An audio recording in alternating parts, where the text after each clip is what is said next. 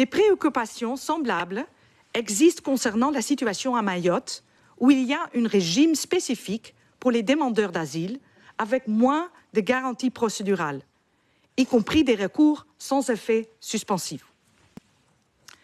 En ce qui concerne la question de l'évaluation de l'âge des enfants, le comité a été informé que la présomption de minorité n'est pas formalisée et que les tests aux œufs sont toujours utilisés.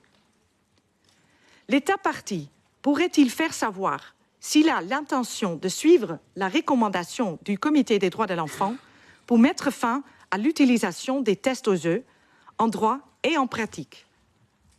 Et pourrait-il spécifier l'objet précis de la loi de janvier 2024 en ce qui concerne l'établissement de fichiers visant à recenser les mineurs non accompagnés soupçonnés d'une infraction pénale? Qui contrôle ces fichiers et qui les conserve? Quels recours sont disponibles pour des enfants visés? Et comment l'État partie s'assure-t-il que ces fichiers ne seront pas utilisés à autre fin, notamment afin de multiplier les décisions de non-reconnaissance de la minorité? Les mineurs non accompagnés sont particulièrement vulnérables et peuvent se retrouver sans abri en raison de la surpopulation des centres d'accueil.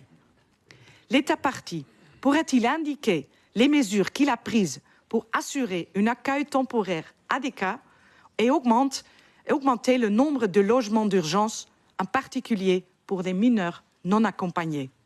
J'attends vos réponses avec impatience. Merci sincèrement la délégation pour les réponses dans le temps très limité. Et aujourd'hui, je vais poser des questions sur les points 18 et 19 relatifs au traitement des étrangers.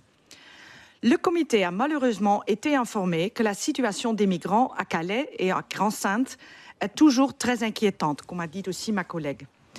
Nous comprenons que les autorités continuent d'appliquer la politique 0 point de fixation, en vertu de laquelle, toutes les 48 heures, les abris temporaires sont systématiquement démantelés, parfois avec un recours excessif à la force. L'État partie pourrait-il faire savoir comment il informe les migrants de la règle des 48 heures et du possible démantèlement de leurs abris temporaires? Des préoccupations semblables existent concernant le démantèlement d'abris temporaires visant principalement des migrants en situation irrégulière à Mayotte, notamment dans le cadre de l'opération Wambushu depuis février 2023. Est-ce que l'État pourrait considérer l'utilisation d'alternatives plus humaines et proportionnées que le démantèlement, y inclut l'augmentation de la capacité de centres d'accueil? L'État partie pourrait-il également indiquer comment il documente ces opérations en vue d'un éventuel examen de leur conformité avec les articles 7, 9 et 17 du pacte? Quelles mesures l'État partie a-t-il adoptées pour faciliter l'établissement de rapports sur les abus policiers? Le comité est également inquiet par des informations qui indiquent que des migrants ont été détenus à la frontière franco-italienne sans avoir obtenu des documents légaux expliquant leur détention ou la possibilité de la contester. Ils seraient souvent détenus dans des locaux présentés comme des espaces de mise à l'abri, sans fondement légal et dans des conditions indignes, y compris des personnes vulnérables.